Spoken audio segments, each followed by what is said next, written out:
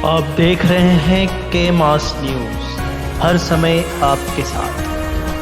क्योंकि पहले सांसद भी रह चुकी हैं। नहीं, सांसद रह चुकी हैं, लेकिन लालगंज में कभी जनता के बीच तो कभी आई नहीं है और जनता से रूबरू नहीं हुई है, न उनका दुख सुख समझे हैं। ऐसे में तो मैं नहीं उम्मीद कर सकता हूँ कि जनता का वो उनका कार्य करा सकती हैं, क्षेत्र का विकास कर सकती हैं, क्योंकि 5 वो सांसद रही है। तो लालगंज में उनका एक बहुत बड़ा प्रोजेक्ट था जो रेल लाइन का, वो भी फ्लॉप रहा है। जी, बहुत बढ़िया मुद्दा आपने बताया कि लालगंज को रेलवे लाइन से कनेक्ट करना था, क्योंकि लोगों को इतनी बड़ी समस्याएं होती हैं। अगर लालगंज लोगों को रेल पकड़नी है तो उनको आजमगढ़ जाना है, वाराणसी जाना है या फिर जौनपुर जाना है। तो बहुत बड़ा मुद्दा था जिसका विकास होना चाहिए था, जिससे आम जनता को बहुत लाभ मिलता, लेकिन वाकई में उसका कोई काम नहीं हुआ यहाँ पर। इसलिए मैं समझता हूँ कि आप जो कह रहे हैं कि नीलम सोनकर के आने से कोई प्रभाव नहीं पड़ने वाला है। नहीं, बेशक नहीं प्रभाव पड़ने वाला, चूँकि सर्वे होने के बावजूद भी आज तक कार्य शुरू नहीं हुआ, जिससे हमारी क्षेत्र की जनता काफ़ी खिन्न है और बहुत दुखी है। जो सुविधा क्या लगता है इस बार किसकी सरकार यहाँ पर? नहीं, सरकार के बारे में तो हम नहीं कहेंगे, लेकिन यहाँ पर सब मिला जुला कर, चूँकि आजमगढ़ समाजवादी पार्टी का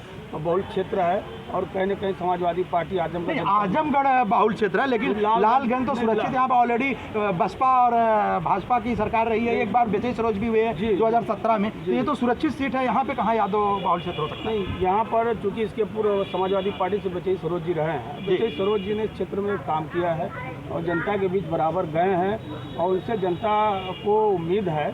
और मैं उम्मीद करता हूं कि विजय सरोज जी यहाँ से चुनाव जीते, क्योंकि पिछली बार 2017 में विजय सरोज तीसरे नंबर पे थे। अब तीसरे नंबर पे थे, चूँकि अब जनता जनार्दन है, जनता को वोट करना, जनता को फैसला देना। कहीं ना कहीं कमी नज़र आई होगी, तब माननीय विजय जी चुनाव नहीं जीते।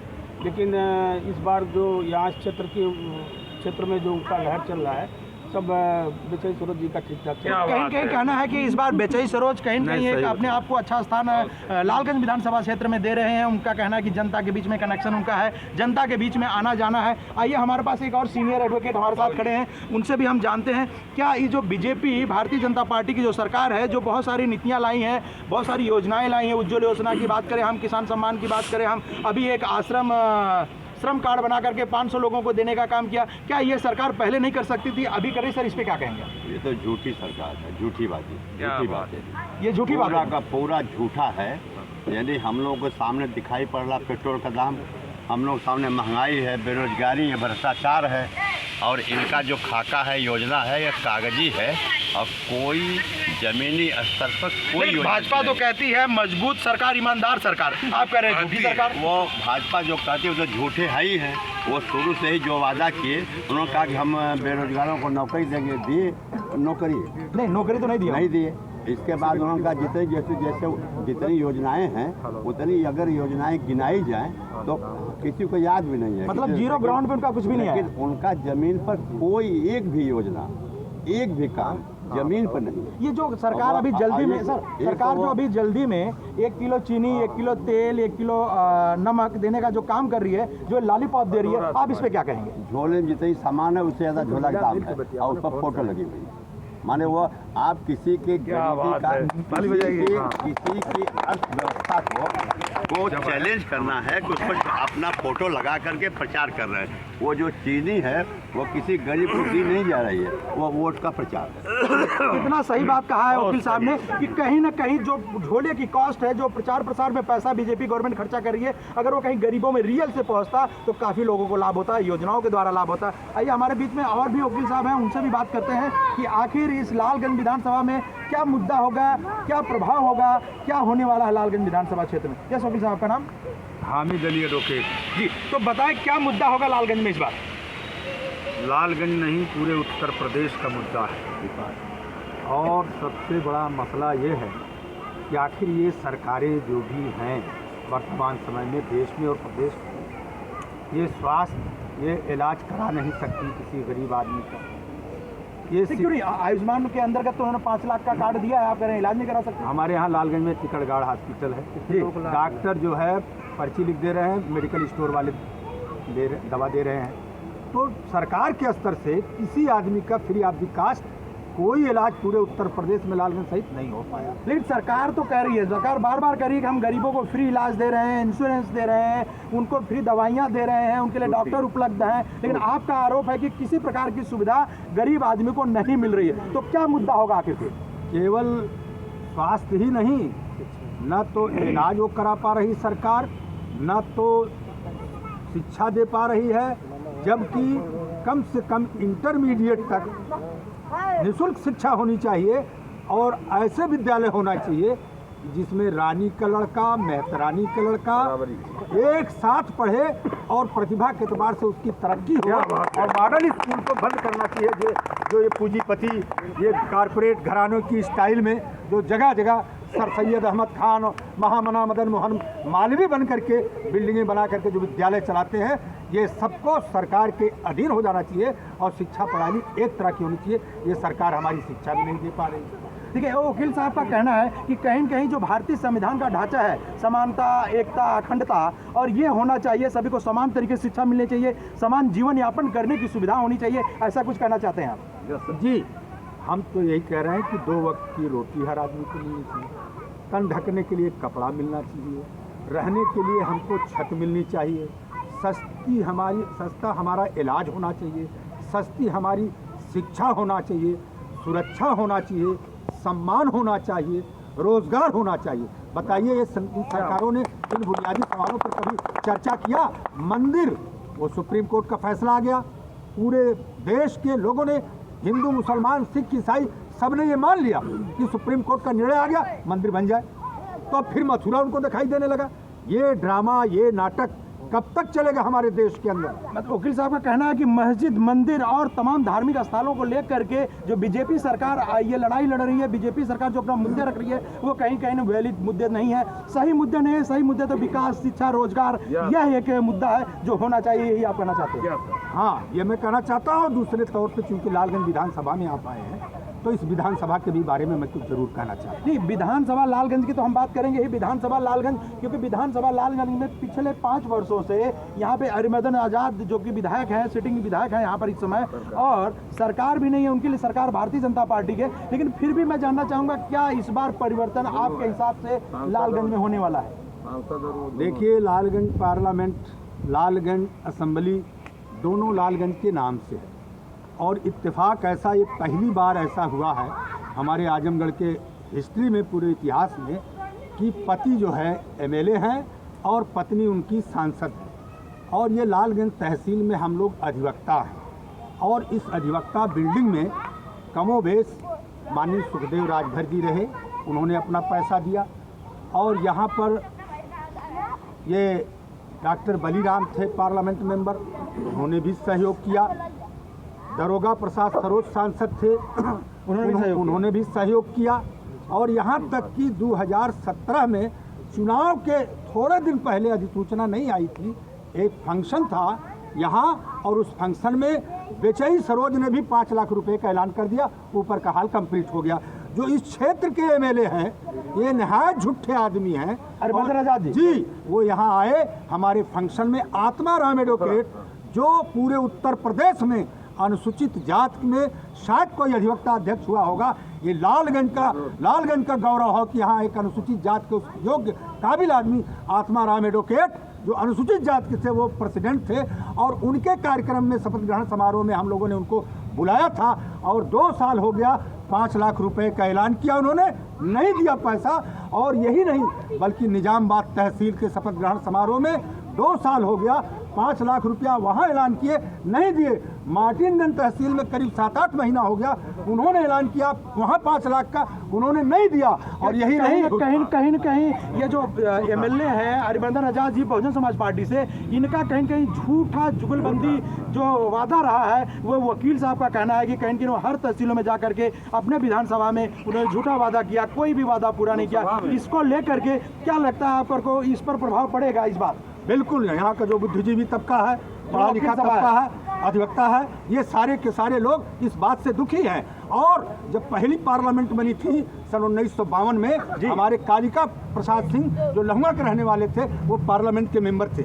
और उन्होंने पार्लियामेंट में ये सवाल उठाया था कि बनारस से लेकर के लालगंज होते हुए गोरखपुर तक बड़ी रेलवे लाइन, वो अधर में पड़ा हुआ है पार्लियामेंट में। और पिछली पार्लियामेंट की जो नेता हैं नीलम सोनकर, उन्होंने इस बात की रेस किया था।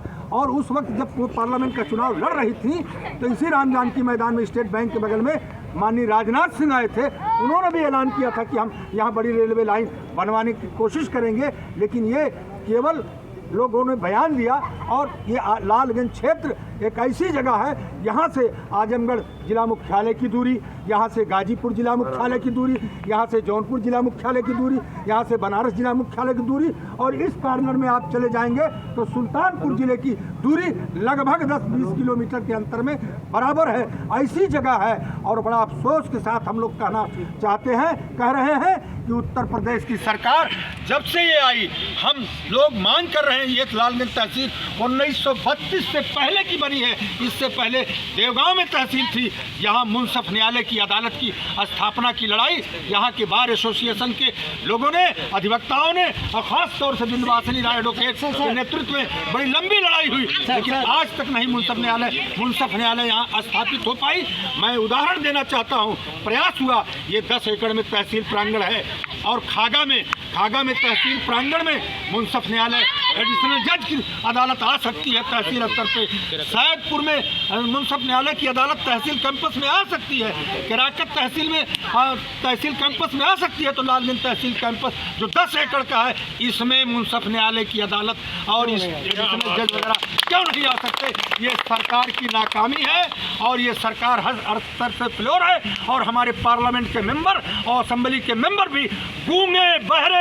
और मैं मांग कर रहा हूँ यहाँ लोगों के बीच में कि उत्तर प्रदेश और देश में जो पार्लियामेंट की निधि है, जो असेंबली की निधि है, इसे समाप्त कर दिया जाए, ताकि ये बिजनेसमैन, ये कारोबारी लोग चुनाव से भगाएं, यहाँ से जाके अपना कोई विद्यालय वगैरह, ITI जो भी करना हो करें, कम से कम राजनीति तो शुद्ध हो जाए, राजनीति शुद्ध हो जाए। और एक बार मैं पुनः अपील करना चाहता हूँ जनता के माध्यम से कि विधायक निधि और सांसद निधि को इस बार जरूर समाप्त कर दिया जाए, ताकि ये पचैया के बैल, रुपया के बल पर टिकट लेना, रुपया के बल पे चुनाव लड़ने की आदत समाप्त करें। जाकर के कहीं कारोबार दिल्ली, कलकत्ता, बम्बई में जो करते हैं पार्टी का काम, वही काम करें। ये बात मैं आपके बीच में रखना चाहता हूँ। तो आपका कहना है कि कहीं न कहीं जो तहसील प्रांगण है, लालगंज की जो तहसील है, यहाँ पर बहुत विकास हो सकता है, लेकिन यहाँ पर कोई विकास नहीं हुआ। ज़्यादा जगह है, 10 एकड़ की जगह बताया वकील साहब ने, यहाँ पे तमाम सुविधाएं उपलब्ध हो सकती हैं, यहाँ पे रेलवे आ सकती है। लेकिन आज ये इतिहास सही गवाह कह रहा है कि आज के दिन में एक ही परिवार के मियाँ बीवी दोनों लोग, कोई सांसद है तो कोई विधायक है, लेकिन विकास के नाम पे सब लोग जीरो है। ये वकील साहब का कहना है। तो अब मुझे लगता है कि इस बार लालगंज में परिवर्तन आने वाला है। लालगंज में परिवर्तन आएगा। आजमगढ़ जनपद की कुछ मुख्य मांगे हैं, आजमगढ़ की क्या पूरे जिले की मुख्य मांगे हैं। हम बार बिना बरसात के सगड़ी तहसील जो देवारा क्षेत्र है, घाघरा नदी, जब बरसात नहीं होगा तो पता चला हजारों एकड़ फसलें बर्बाद हो रही हैं, तमाम मकानात जमीन दोष हो गए। और हम ये मांग कर रहे हैं कि उस घाघरा नदी के पानी को डंप किया जाए, एक झील में तब्दील किया जाए, थर्मल पावर बिजली उत्पादन केंद्र लगाया जाए, और उस बिजली उत्पादन केंद्र लग जाने से आजमगढ़ में बिजली फ्री मिलेगी, और वहाँ तमाम जेई, इंजीनियर, टेक्नीशियन और गरीब, कमज़ोर, खुमचा वाले, ठेला वाले सबको रोज़गार मिलेगा। हमारी ये पहली मांग है कि आजमगढ़ में घाघरा नदी के पानी को रोक करके थर्मल पावर लगाया जाए। दूसरी मांग मुबारकपुर की बनी हुई साड़ियाँ देश और विदेश में जाती हैं, और बड़ा नाम होता है कि ये मुबारकपुर की नहीं, लेबल अपना लगाते हैं। ये आजमगढ़ की एक धरोहर है। मुबारकपुर में साड़ी उद्योग है। आज तक कोई सरकार वहाँ पर सरकारी खरीद का, सरकारी फरोख्त का, खरीद का, विक्रय का कोई डिपो नहीं बना, ना तो कोई रेशम उद्योग लगा। आपकी मांग है डिपो बने? हमारी मांग है कि वहाँ रेशम उद्योग लगे और खरीद और फरोख्त का वहाँ डिपो खोला जाए। वकील साहब, मेरा कहना है कि अगर ऐसी कुछ व्यवस्था आप लोग चाहेंगे कि जो भी विकास योजनाएं हैं वो वकीलों के द्वारा भी कुछ ऐसा प्रस्ताव लिया जाए, क्षेत्र में क्या विकास होना चाहिए, ऐसा कुछ चाहेंगे आप? जी, हमारी पूरी बात सुन लीजिए। ये मुबारकपुर के लिए हो गया, और आपके दोहरी घाट में जो बहुत जमाने से हमारे इस जिले की परंपरा रही है, वहाँ चूड़ी का उद्योग है। हम चाहते हैं वहाँ चूड़ी का उद्योग लगाया जाए। निजामबाद तहसील जो हमारी, वहाँ मिट्टी के बर्तन का एक इतिहास है। आज तक कोई वहाँ का ना MLA ना वहाँ की सरकारें, प्रदेश की सरकारें। हम चाहते हैं कि वहाँ मिट्टी के बर्तन का उद्योग लगाया जाए। यही नहीं, फिर यहाँ से लेकर के फूलपुर तक 40 किलोमीटर लंबाई में 20 किलोमीटर चौड़ाई में आम की फसलें हो रही हैं। मलिहाबाद में आम के रखरखाव के, आम के फसल के बागानों का अगर सरकार से अनुदान मिलता है तो आजमगढ़ में फरियां से लेकर जगदीशपुर फूलपुर तक आम की पट्टी घोषित की जाए। फूलपुर तहसील जो मिर्चा के मामले में जबरदस्त वहाँ की तहसील है, मिर्चा मंडी वहाँ खोली जाए। आपने जो सारी मांगे बताई, जो सारी व्यवस्थाएं आप मांग रहे हैं, जो सुविधाएं आप मांग रहे हैं, जो जनता के बीच में लाना चाहते हैं, क्या आपने ऐसा कोई प्रस्ताव अभी तक यहाँ के सांसद विधायक को दिया? हम महामहिम राज्यपाल को प्रस्ताव दिए हैं, हम मांग पत्र दिए, हम कमिश्नर के माध्यम से दिए हैं, हम डीएम के माध्यम से दिए हैं, और हमने ये भी मांग किया था कि हर तहसील स्तर पे कम से कम एक सरकारी कोल्ड स्टोरेज और सरकारी कृषि मंडी होनी चाहिए, चाहे लालगंज तहसील हो, आजमगढ़ की जितनी तहसील हो। आपने जो मांग की, जो आपने मांग की सरकार से, राष्ट्रपति को भेजा आपने, कमिश्नर के माध्यम से और लोगों को भेजा आपने, क्या उस पर कोई रिप्लाई आपको नहीं आया? कोई रिप्लाई नहीं। और जो हमारे विधायक हैं ये तो कभी असेंबली में बोलने वाले नहीं हैं, ना तो पार्लियामेंट मेंबर बोलने वाले हैं। ये सवाल ये तो बना था, कॉन्स्टिट्यूशन हमारा संविधान बना था कि पार्लियामेंट में, असेंबली में क्षेत्र की जनता की समस्याओं को वहाँ उजागर किया जाएगा। इसलिए बड़ा अफसोस हो रहा है। आज वक्त की मांग है कि पूरे उत्तर प्रदेश में 5 लाख से अधिक अधिवक्ता हैं। पूरे उत्तर प्रदेश को कम से कम जो जितने हमारे स्नातक ग्रेजुएट कॉन्स्टिट्यूंसी के एमएलसी होते हैं, जितने ग्रेजुएट कॉन्स्टिट्यूंसी के होते हैं, उतने एमएलसी पूरे उत्तर प्रदेश में अधिवक्ताओं के बीच से सेक्टर बनाया जाए और अधिवक्ता ही वोट करे, अधिवक्ता ही एमएलसी बन करके विधान परिषद में जाए, ताकि इस बुनियादी सवालों को मजबूती के साथ लड़ सके। यही बात मैं आप लोगों के बीच में ये भी मांग मैं रखना चाहता हूँ कि अधिवक्ताओं के लिए एमएलसी की सीट सुरक्षित की जाए, उत्तर प्रदेश में सेक्टर में बांटा जाए और अधिवक्ता ही वोट करे, अधिवक्ता ही कैंडिडेट रहे। जैसे देश की आज़ादी के लड़ाई में अधिवक्ता नंबर 1 पर था, जेलों में गया, फांसियों पे चढ़ा, और आज मांग है इन जात बिरादरी धर्म के नाम पे जो राजनीति करने वाले लोग हैं, विधान परिषद में कोई सवाल नहीं खड़ा कर रहे हैं। जब तक ये अधिवक्ता समाज के लोग विधान परिषद में अपने कोटे से नहीं जाएंगे, तब तक इस उत्तर प्रदेश की राजनीति शुद्ध नहीं हो पाएगी। देखा आपने वकील साहब ने किस तरीके से सारी विशेषताएं बताई हैं, किस तरीके से मांगे रखी हैं, जबकि सरकार इसको नज़रअंदाज करते हुए, व्यवस्थाओं को नज़रअंदाज करते हुए, सुविधाओं को नज़रअंदाज करते हुए जो भी सुविधाएं देनी चाहिए नहीं दे रही है। कहीं न कहीं यहाँ पे सारे अधिवक्तागण पीड़ित है, वह चाहते हैं कि इस बार सरकार बदले और कहीं न कहीं आने वाला जो विधायक हो वह हमारी बातों को सुने और सरकार तक पहुँचाने का काम करे, विधानसभा तक पहुँचाने का काम करे, सांसद पार्लियामेंट तक पहुँचाने का काम करे। ऐसी कुछ एक व्यवस्था यहाँ के अधिवक्तागण चाहते हैं। और सर, आप क्या लगता है कि इस बार आप लोग, आपने जो कहा है, जो प्रत्याशी आप लोग चुनना चाहते हैं, वो प्रत्याशी क्या आपकी इस बातों को वहाँ तक पहुँचाने का काम करेगा? देखिए, हम ये अंतिम बात आपके बीच में रखना चाहते हैं जी। मैं तहसील बार एसोसिएशन लालगंज का अध्यक्ष रह चुका हूँ जी। हम भारतीय कम्युनिस्ट पार्टी से लालगंज से 3 बार एमएलए का चुनाव हम लड़े जी। 2007 को आखिरी, उसके बाद रिजर्व सीट हो गई जी। और हमारी पार्टी इस लालगंज क्षेत्र से चुनाव नहीं लड़ रही। हमारी पार्टी 10 विधानसभा में निजामबाद में Jitendra Hari Pandey advocate communist party के प्रत्याशी हैं, मेहनगर में जियालाल प्रत्याशी हैं, और हमारी पार्टी का मुख्य लक्ष्य है नंबर 1 जो मौजूदा सरकार है वर्तमान समय में, उस सरकार को उखाड़ फेंकना।